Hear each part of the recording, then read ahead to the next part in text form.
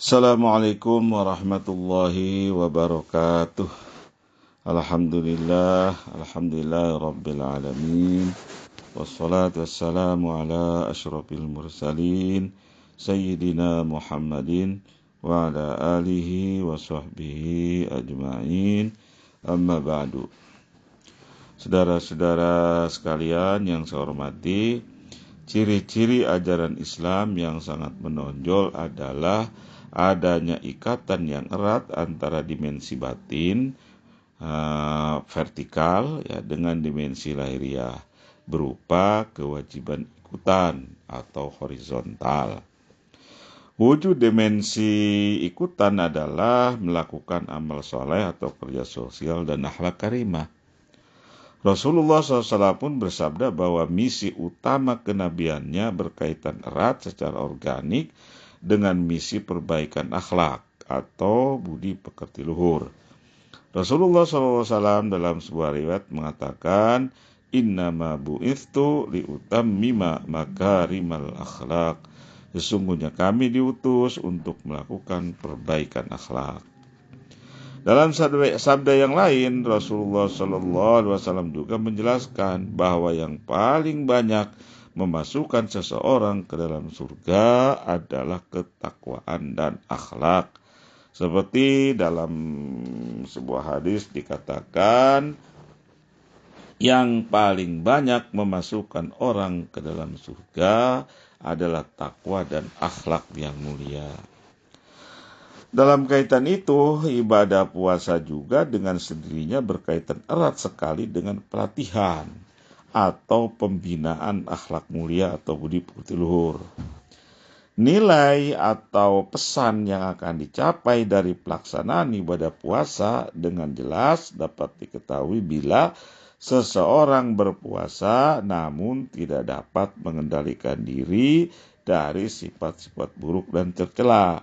Seperti kata-kata kotor, misalnya qauluz zur disebutnya, atau perkataan yang menyakitkan serta berdusta. Rasulullah SAW bersabda, barang siapa berpuasa tetapi tidak dapat meninggalkan perkataan kotor dan malah melakukannya, maka tidak ada kepentingan dengan meninggalkan makan dan minumnya. Artinya puasanya tidak berarti atau tidak bernilai.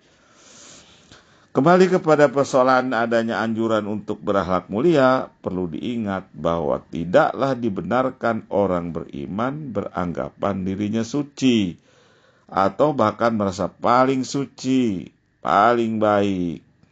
Dalam ungkapan sehari-hari biasanya disebut sok suci. Yakni memiliki kesadaran ketuhanan.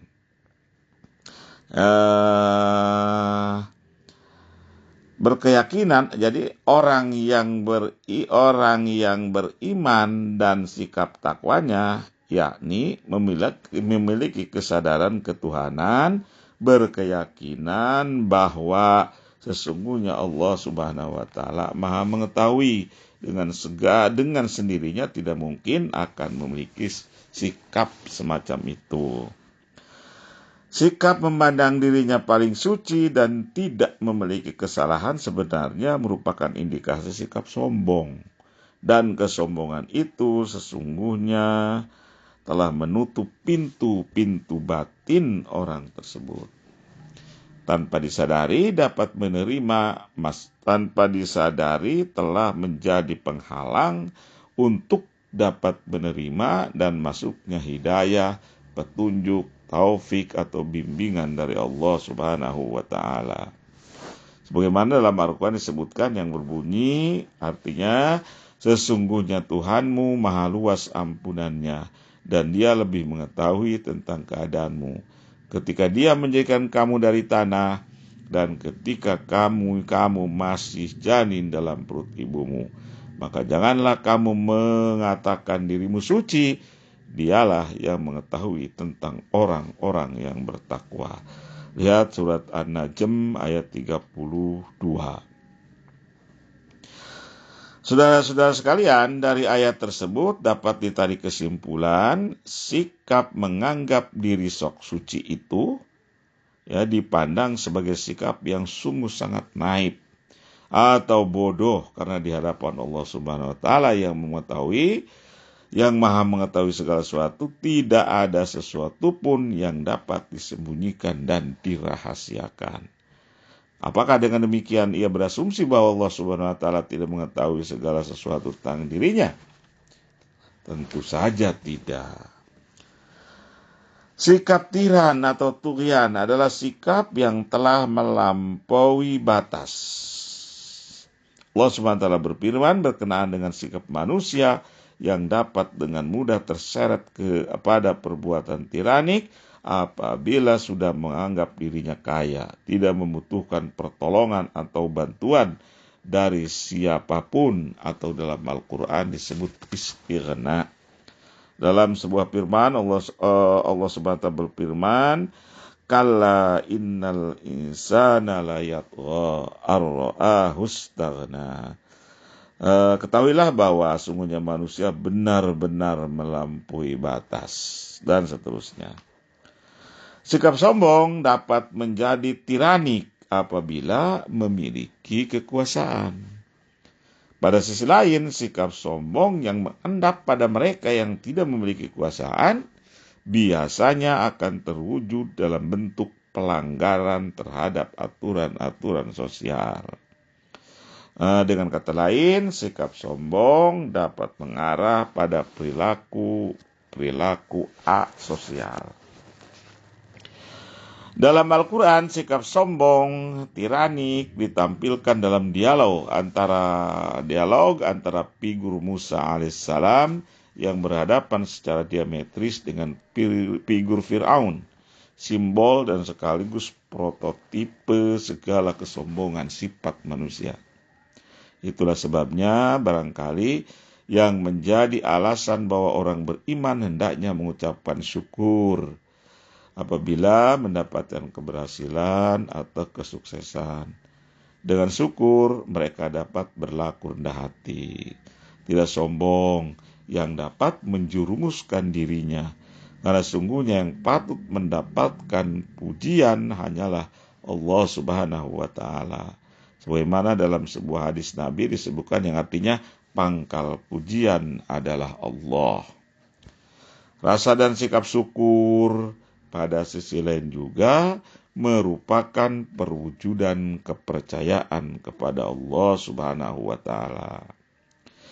Dia menyadari dan meyakini bahwa kesuksesan yang diperolehnya bukan karena usahanya semata, tapi juga bantuan Allah Subhanahu wa ta'ala.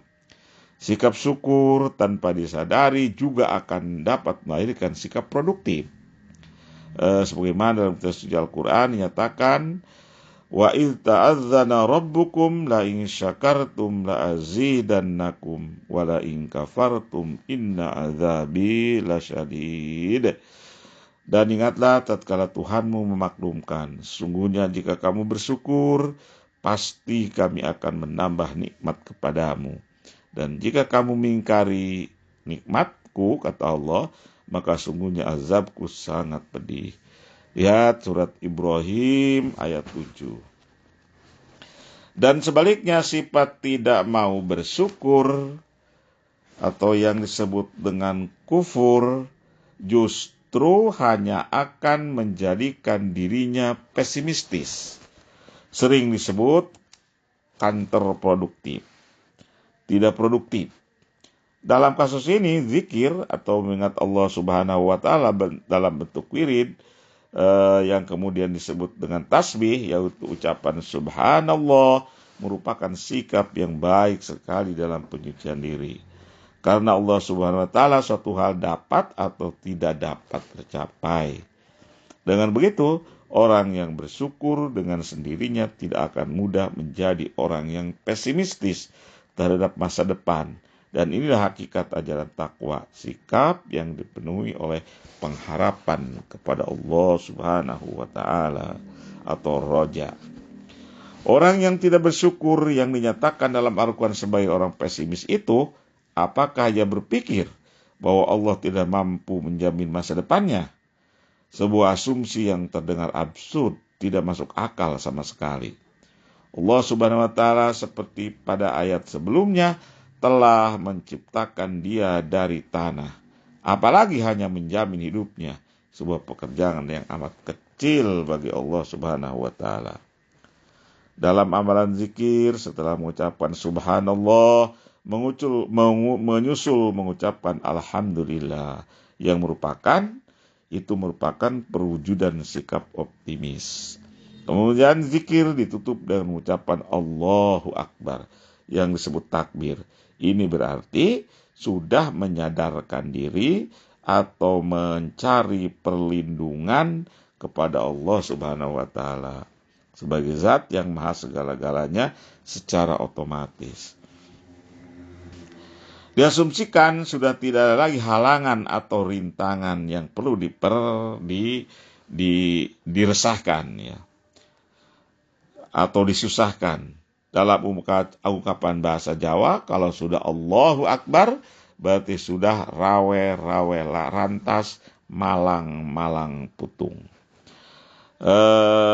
Selain sikap rendah hati seperti yang diajarkan oleh Rasulullah Sallallahu Alaihi Wasallam, orang beriman agar gemar beribadah sebagaimana dicontohkan pula oleh Kangjeng Rasul Sallallahu Alaihi Wasallam. Meskipun beliau sudah mendapatkan jaminan atau garansi masuk surga dari Allah Subhanahu Wa Taala, beliau tetap rajin saja beribadah. Karena sikapnya itu, pada suatu hari beliau ditanya oleh Sayyidatina Aisyah, istri beliau, mengapa beliau harus terus beribadah, bangun malam berdoa, menangis, memohon ampunan, padahal sudah dijamin oleh Allah Subhanahu wa Ta'ala masuk surga. Rasulullah justru menjawab, apakah aku tidak boleh menjadi hamba yang bersyukur? Sikap Rasulullah Sallallahu Alaihi Wasallam tersebut identik atau sejalan dengan sikap rendah hati dan tidak merasa suci dengan memohon ampunannya sambil menangis.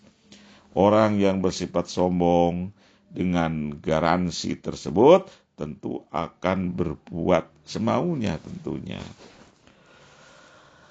Selain sikap rendah hati, ciri orang beriman adalah selalu memperhitungkan segala tindakannya. Orang beriman, meminjam istilah orang modern, adalah sosok yang penuh dengan kalkulasi rasional. Karena sikap ini, orang beriman menjauhkan diri dari keterlibatan dalam hal-hal yang tak bermanfaat. Dan sikap inilah yang menjadi pembeda di akhirat kelak antara orang beriman dengan orang kafir, seperti yang digambarkan dalam sebuah dialog dalam Al-Quran yang berbunyi, ma salakakum fi saqor. Kata orang yang beriman, apakah yang memasukkan kamu ke dalam sakor atau neraka?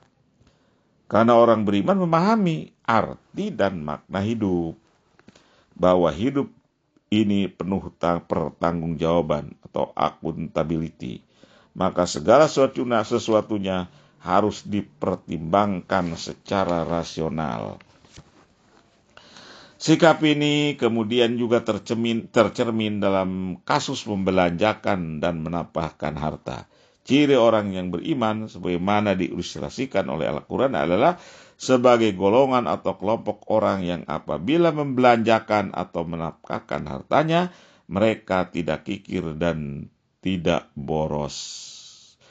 Sikap berlebihan yang dikenal dengan sikap suka berpoya-poya atau menghambur-hamburkan uang bukanlah ciri orang beriman. Namun saudara-saudara sekalian, perlu diingat yang dimaksudkan dengan kalkulasi rasional tersebut kemudian jangan dipahami sama dengan sikap menimbun harta. Istilah sekarang disebut berlaku kapitalis karena merasa harta itu sebagai hasil usahanya. Kemudian ia dapat berbuat apa saja dengan hartanya itu. Dalam Islam, harta memiliki nilai atau dimensi pertanggungjawaban. Sikap menimbun harta sama dengan mengabaikan aturan moral dan etika sosial yang berlaku. Sikap menimbun harta sangat dikutuk oleh Al-Quran. Karena sikap tersebut mengindikasikan kelalaian terhadap Al-Quran. Dalam Al-Quran disebutkan, alhaakumut takatsur hatta zurtumul maqabir. Bermegah-megahan telah melalaikan kamu sampai kamu masuk ke dalam kubur. Surat At-Takatsur ayat 1-2. Lain permasalahannya dengan menapahkan harta demi kepentingan pendidikan anak. Pendidikan anak-anak kita seberapa banyak pun menafkahkan harta untuk pendidikan anak tersebut itu sangat dianjurkan oleh Al-Quran, oleh agama kita. Anak dalam Islam seperti halnya harta juga memiliki segi-segi tanggung jawab. Dan di antara wujud tanggung jawab orang tua kepada anaknya adalah memberikan pendidikan yang baik kepada mereka. Al-Quran mengingatkan orang beriman agar berhati-hati dengan meninggalkan generasi atau anak-anak yang lemah kualitasnya, sehingga mereka tidak dapat memainkan peran semestinya karena tersisihkan dalam persaingan hidup. Al-Quran menyebutkan yang artinya, dan hendaknya takut kepada Allah orang-orang yang seandainya meninggalkan di belakang mereka anak-anak yang lemah, yang mereka khawatir terhadap kesejahteraan mereka. Lihat surat An-Nisa ayat 9. Dari situ terlihat bahwa Islam juga mengajarkan semangat altruisme atau menyayangi dan peduli kepada orang lain. Perwujudan altruisme yang paling baik adalah memperhatikan pendidikan anak. Bulan puasa adalah bulan yang sangat baik dan tepat untuk melakukan introspeksi atau perhitungan diri atau ihtisab atas segala kesalahan dan meminta ampunan. Tobat adalah sikap yang terpuji, dan tobat yang baik yaitu taubatan nasuha atau tobat nasuha adalah tobat yang diiringi dengan ketulusan dan kerendahan hati serta berjanji tidak akan mengulangi kesalahannya lagi.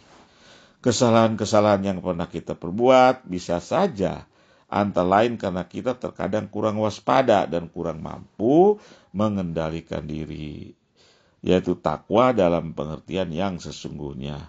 Dengan demikian, kita mudah terseret jatuh dan tergelincir ke dalam sikap-sikap yang tidak terpuji, yang sebenarnya berimplikasi fatal.